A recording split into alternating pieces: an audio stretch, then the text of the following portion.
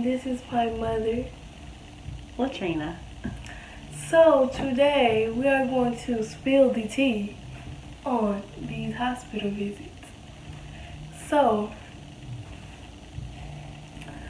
what do you think? Do you think the hospital was better when I was younger or now?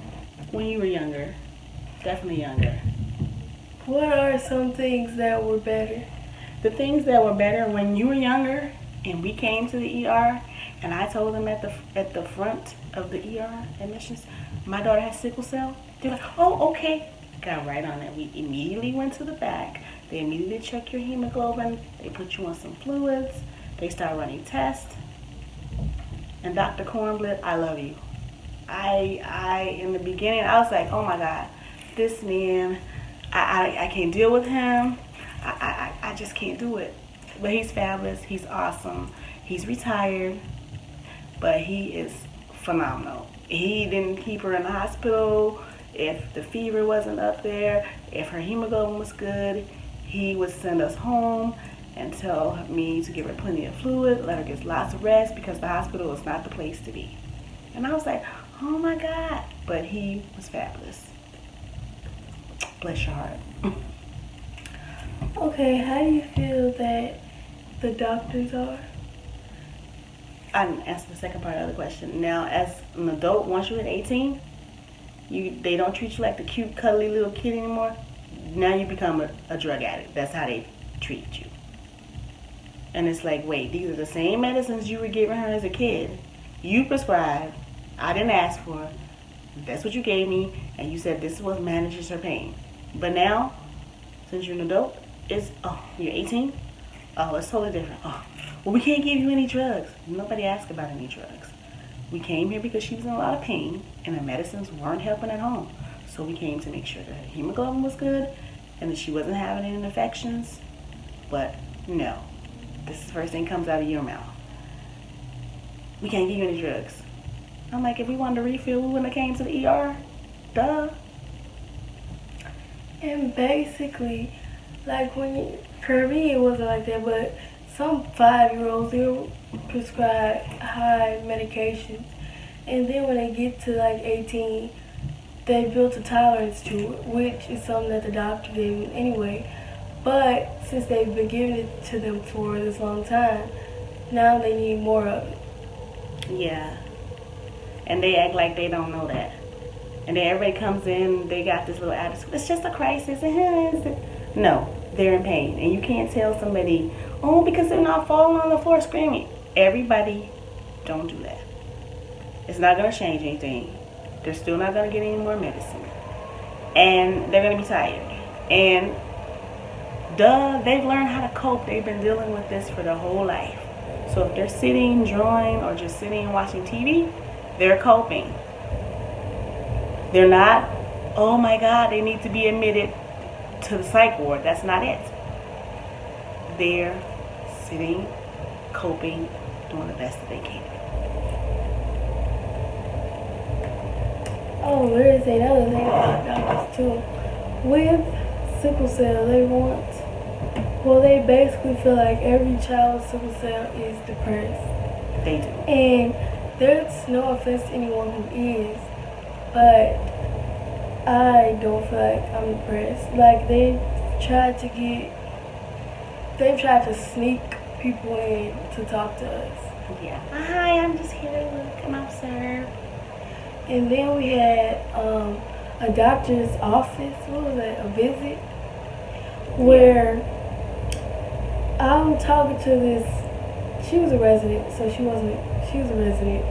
Resident, newly out of school. Yeah, like second year resident. Mm-hmm. And she basically kept saying, oh, well, I think you're depressed and I think this is happening and something's wrong with you. Yeah, she kept saying that something was wrong with me. Which, that eventually got me upset. And she basically lied and said, oh, that's not what happened. But I just feel like they want to prescribe you something for depression, something. They just feel like you're depressed. I don't know why. They just feel like that. Another thing is They don't believe what you tell them. And then when she's in the hospital, the things that we tell them that they should be doing, after 3-4 days, they go and do that anyway. Yeah, they basically I'm doing your the job. Doctors try the same thing that you tell them does not work for 4 days, and then on the 5th day they want to try something different. And like with my oxygen, now anytime I have oxygen, they take my, what is it called? Like nasal cannula out of her mouth. No. Out of her nose They take that out. when she falls asleep. Yeah, they remove the oxygen. My oxygen falls when I go to sleep. But they also check my oxygen level while the oxygen is still in my nose to say that my oxygen is okay. I mean, beginners know better than that. The next topic is medication. So, they try to do tricky stuff. Like when you're in the adult floor, they don't have the PCA pumps. When you're in the kid floor, they have the PCA pumps that you push and they give you a set dose for when you push it. When you're in the adult floor, they have to push the mask into your IV. And basically, they put it like every 4 hours for me. But the pill form, like if we're in the hospital, usually the pills weren't working for me. So they would tell me, try the pill first, and then we can let you try the other one. But I would do that, and then when it's time to try the other form, they tell me to retry the pill form again. Yeah.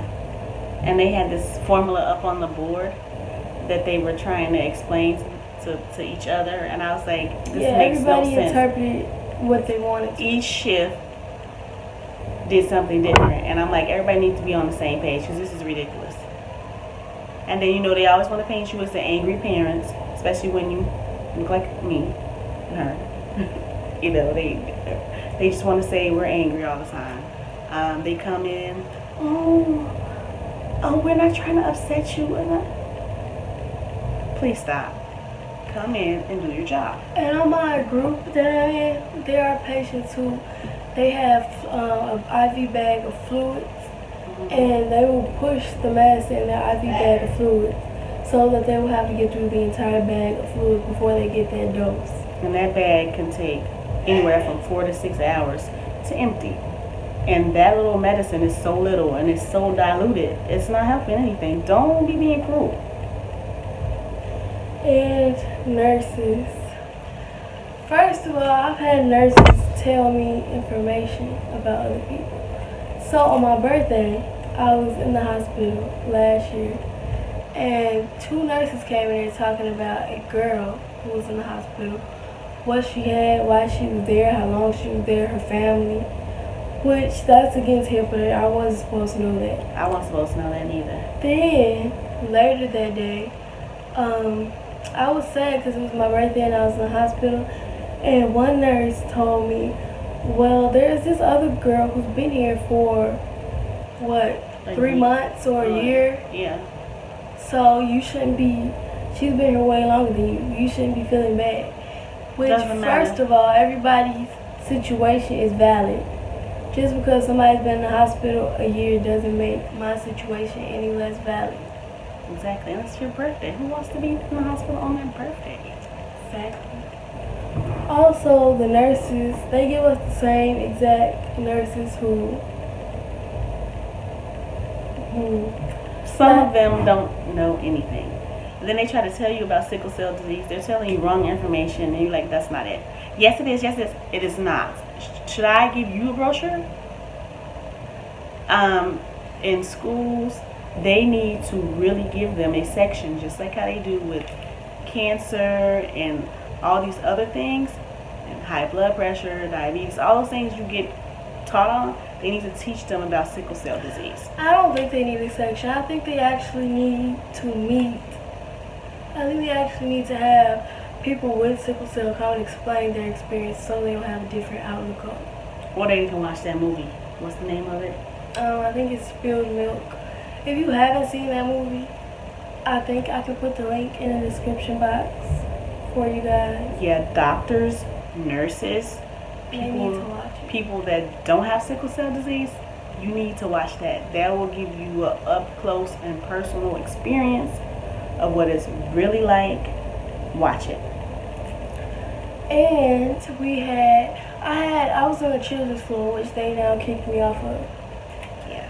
And I'm not 21, but still. I had a child life specialist named Cara. She's always really sweet and nice. She's an angel. And then we had a nurse named Rhea, who she was nice on my birthday. But You got to bake the cake. yeah, Cara, we baked the cake with her. It was chocolate cake. I can show you guys a picture. I'll insert a picture of the cake we made on my birthday. And she got a basket too, birthday basket that she gave me. Yeah, with these cute nail polishes, and it was really cute. And the Target card. And she made me a banner. Yeah, we got a picture of that. Yeah, we can show you guys that.